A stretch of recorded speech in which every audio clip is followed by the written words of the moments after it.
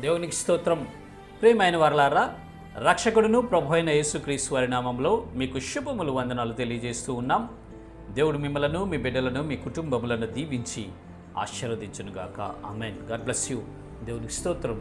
హల్లెలూయా. ప్రియమైన దేవుని పిల్లలారా, క్రీస్తులోనికి బాప్తిసం పొందిన మనమందరము క్రీస్తును ధరించుకున్నామండి.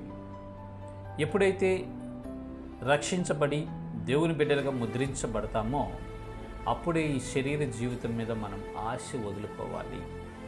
మరణానికైనా మనం సిద్ధపడాలి. క్రీస్తుతో అంటుకట్టబడతాం కాబట్టి వెన్నుకున్నవి మరిచి ముందున్న వాటి వరకు మనం వేగిరపడుచు వెళ్ళాలండి. శరీర సంబంధమైన జీవితం మీద మనస్సు విసర్జించి ఆత్మ సంబంధమైన జీవితం మీద మన మనసును లగ్నం చేసుకొని ఈ విశ్వాసయాత్రను కొనసాగించాలండి. ఆ సమయంలో మనకు మరణమే ఎదురైనా సరే సంతోషంగా దాన్ని అంగీకరించేటటువంటి స్థిరమైనటువంటి మనస్సును మనము కలిగి ఉండాలండి. ఇక్కడ పరిశుద్ధ లేఖనాల్లో ఒక భక్తుడు ఉన్నాడు. ఆయన అంటున్నాడు, బ్రతుకుట క్రీస్తే, చావైతే లాభం అని మాట్లాడుతూ ఉన్నాడు. చూద్దాము లేఖన భాగము.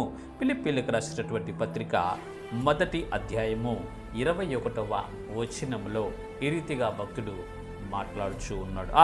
నా మట్టుకైతే బ్రతుకుట క్రీస్తే, చావు అయితే లాభము. దేవునికి స్తోత్రం. హల్లెలూయా.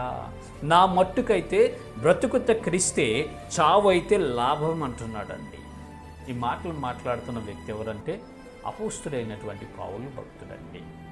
ఒకప్పుడు సౌలుగా ఉండి మంచి జ్ఞానమును సంపాదించాడు, మంచి పాండిత్యం సంపాదించాడు, పిహెచ్డి చేశాడు, ధనవంతుడు, సమాజంలో హోదా కలిగినటువంటి స్థితి కలిగినటువంటి వాడు, దర్జాగా జీవిస్తున్నటువంటి వాడు.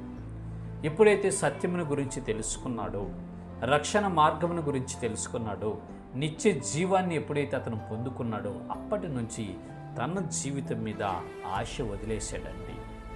బ్రతికితే క్రీస్తు కొరకే బ్రతుకుతాను, చనిపోతే అది నాకు లాభము అంటున్నాడండి. ఇక నుంచి నేను బ్రతికితే క్రీస్తు కొరకు బ్రతుకుతాను, చనిపోతే నాకు లాభం అంటున్నాడు. ఎంతమందిని మనము ఈ మాట మనం మాట్లాడగలుగుతున్నాం ప్రియులారా? ఓ సహోదరి, సహోదరుడా, రక్షించబడి విశ్వాసయాత్రలో వెళ్తున్న విశ్వాస వీరుడా, పరలోక పౌరుడా, నీవీ మాట అనగలుగుతున్నావా? బ్రతుకుట క్రీస్తే, చావైతే లాభం అని నువ్వు కన్ఫామ్గా చెప్పగలుగుతున్నావా? ఒకసారి నిన్ను నీవు పరిశీలన చేసుకోవాలి, నన్ను నేను పరిశీలన చేసుకోవాలి, మనందరము మనము పరిశీలన చేసుకోవాలి. ఇక్కడ పౌలు భక్తుడైతే బతుకుట క్రీస్తే, చావు అయితే లాభం డిసైడ్ అయిపోయాడండి. క్రీస్తులోనికి బాప్తిసం పొందిన మనము క్రీస్తుని ధరించుకుంటాం. ఆయన మరణములోకి మనం బాప్తిసం తీసుకున్నాం. ఈ భూ సంబంధమైన ఈ శరీర జీవితం మీద మన ఆశ వదిలిపెట్టేయాలండి. పౌలు గారు అదే అంటున్నారు.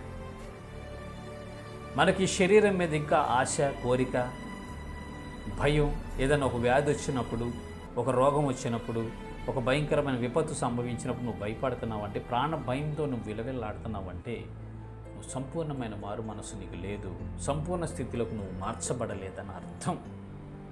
ఇంకా ఈ లోకాశ, శరీరాశ నీలో ఉందని అర్థం ప్రియులారా.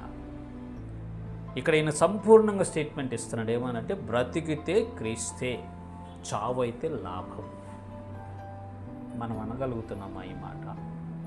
మనం అనగలుగుతున్నామా ఈ మాట? మాట అంటమే కాదండి, మాట ప్రకారం జీవించగలగాలి. అది గొప్ప విషయం. చావు అయితే లాభం అన్నాడండి. ఎంతమంది ఈ మాట ఇష్టపడతాం మనం? మరణం అనేది అసలు మనకి ఇష్టం ఉంటుందా? నో. ఏ మనిషికి మరణం అంటే ఇష్టం ఉండదు ప్రియులారా. కానీ భక్తుడు అంటున్నాడు, బ్రతుకుట క్రీస్తే, చావైతే లాభం. ఎందుకు అంటున్నాడంటే ఇక్కడ ఇది తాత్కాలికమైన జీవితం. ఈ భూలోకము 70-80 సంవత్సరాలు బ్రతుకుతాం. అన్ని బాధలు, శోధనలు, వ్యాధులు, ఇబ్బందులు, కష్టాల కొలిమి, సుఖ దుఃఖాలు, పగల రాత్రులు, ఇవన్నీ కామన్గా జరుగుతూనే ఉంటుంది. అయితే నేను చనిపోతే ఖచ్చితంగా నేను దేవుని వద్దకు వెళతాను, దేవుని సింహాసనం వద్దకు వెళతాను, పరలోక రాజ్యంలో నేను ప్రవేశిస్తాను, నిత్య రాజ్యంలో నేను ఉంటాను, యుగయుగాలు దేవునితో ఆనందిస్తాను, రాత్రి లేని రాజ్యంలో వజ్ర వైఢూర్యాలతో తులతూగేటటువంటి పట్టణంలో బంగారపు వీధులలో నేను నడుస్తాను, దేవునితో నేను నివాసము, దేవునిలో నేను ఉంటాను అనే ఒక స్థిరమైన విశ్వాసం కలిగి, ఆ విశ్వాసంతో అది చూసిన వాడై దాని కొరకు ఆశపడుతూ చావైతే లాభం అంటున్నాడండి. మనము కూడా ప్రియులారా, రక్షించబడి పరలోక రాజ్య యాత్రలో వెళ్తున్న మనము కూడా బ్రతికితే క్రీస్తే, చావైతే లాభము అని మనము డిసైడ్ అయిపోయి పరలోక పట్టణాన్ని మనము చూస్తూ, మన గమ్యం, మన గురి, మన లక్ష్యము పరలోక పట్టణము, ఆ పరలోక పట్టణం వైభవాన్ని తలంచుకుంటూ ఈ విశ్వాసయాత్ర కొనసాగుదాము. బ్రతికితే క్రీస్తు, చావైతే లాభంగా మనము మార్చబడి ముందుకు వెళ్దాం. ఇటు కృప దేవుడు మనందరికీ కలుగు చేయనుగాక. ఆమేన్. God bless you. దేవునికి స్తోత్రం. హల్లెలూయా. Praise the lord.